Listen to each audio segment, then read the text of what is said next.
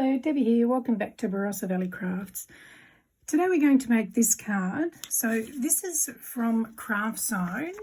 It's called a twisted double easel card. You can do another card from this same set. I'll just show you.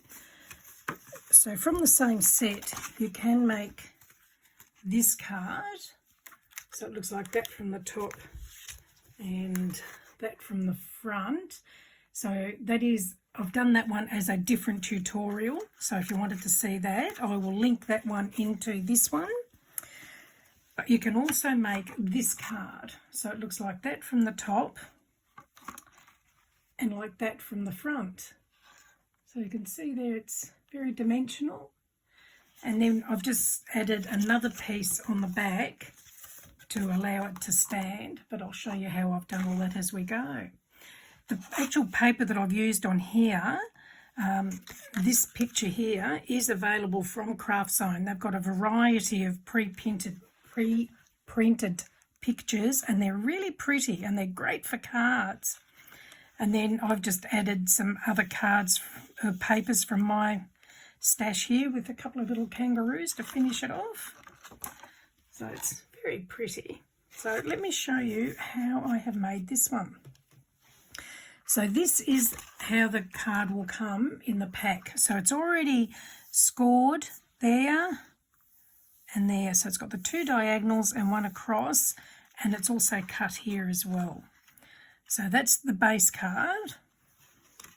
Then I've made this myself. So this is what's going to go on the back to help hold it up. So if you wanted to do the same as that, this one is 7.5 by 3.5 inches, and I've just folded it in half, and I've stamped the inside with a sentiment. And we also need, so this piece of paper, which is 3.25 by 3.25. Now that is going to get cut diagonally, and I'll show you that shortly. This is going to go on the back of the card. So this is a matte piece, and then this will be the top layer. So the matte piece is 7.5 by 3.75 inches, and then the top layer is 7.25 by 3.5 inches, and that will go on the top.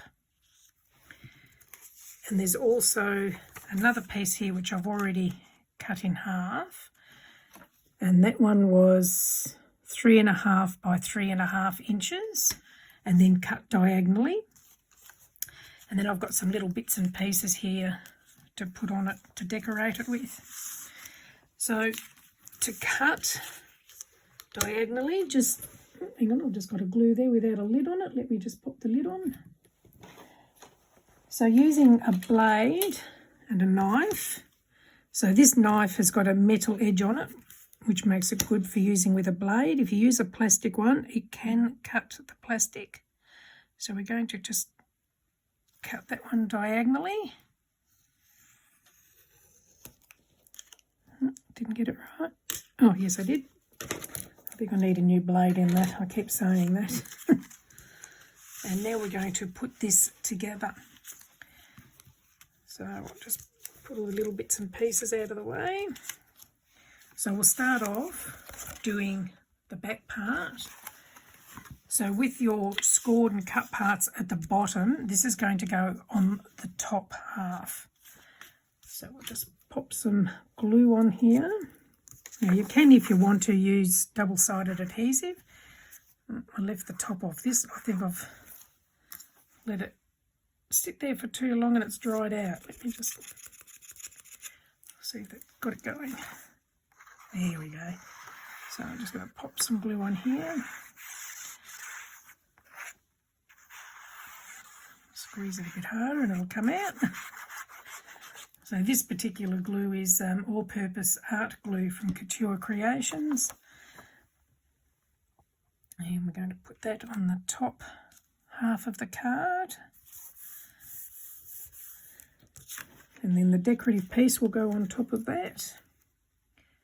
So while I'm doing this, I'll just let you know that I've got a couple of Facebook groups if you're interested. One's called Card Making for Beginners and Beyond. The other one's called Barossa Valley Crafts. More than welcome to come and join us. Share whatever you do in your crafting journey with like-minded people, and we all share hints, tips and ideas and help each other out. Okay, so now the triangle pieces. Now if you're using directional paper to do this, bear in mind when you're doing this how they're going to fit on there once it's all put into place, because it can actually be a little bit confusing. That's why I'm not using directional paper for this part of it. I'll just put the matte layers on.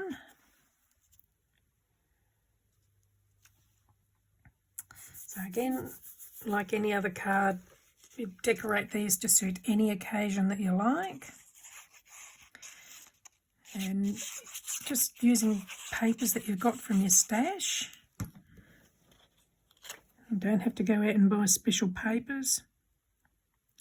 A lot of my cards these days, I've got so many scraps built up over the years.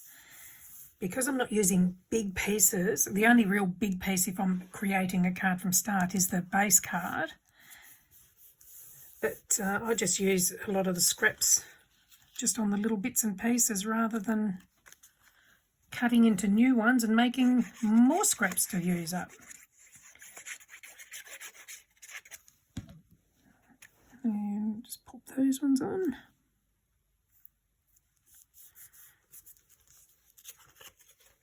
And this one.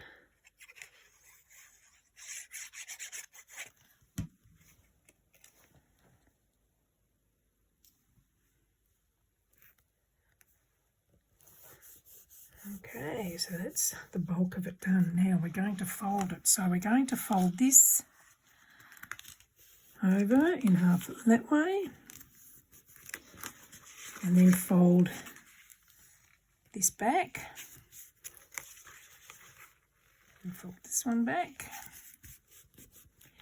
I'm just going to burnish that. If you don't have one of these tools, if you can find something just to help you make the creases more defined, that way it makes it easier to fold and it will stay in position a bit better.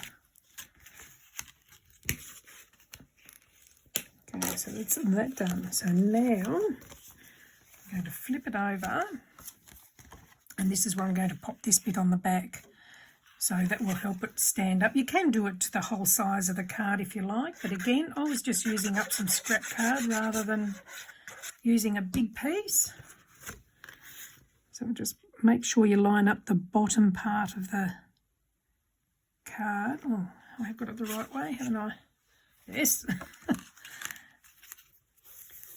Just push that down. So that'll now make a little TP to help it stand. So there you go. So that's it, standing up. Now we're going to decorate it. So what I've actually got here, I've got some stickers. So I'm just going to use that to do the Christmas greeting. So I'll just do Merry Christmas. So Merry. Hopefully I don't tear it getting it out. It wouldn't be the first time. Oh, I'm stretching it. There is actually a better way to do these so it doesn't stretch them. And Christmas down here.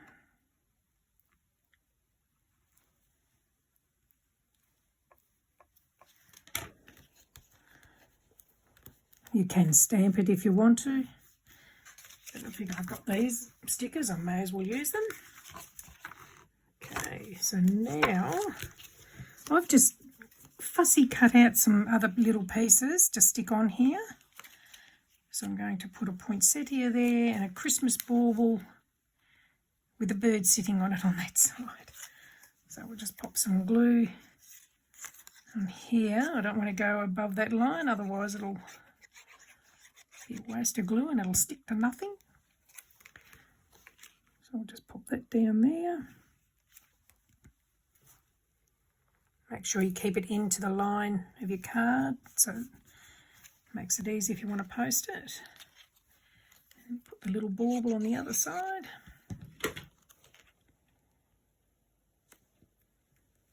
And pop the little bird on top. So look, I hope you've enjoyed the tutorial. If you have, do give me the thumbs up and feel free to subscribe to be notified when there's more tutorials if you like. There we go, all done. So that's it standing up, and let's see if I can hold it in place. That's how it will look from the front. It's a nice fold, it's something different, that's for sure. So that's a double easel card, I guess. Anyway, thank you for joining me. I hope you've enjoyed that. And if you have, please do give me the thumbs up. And hopefully we'll see you again soon. Thank you. Bye.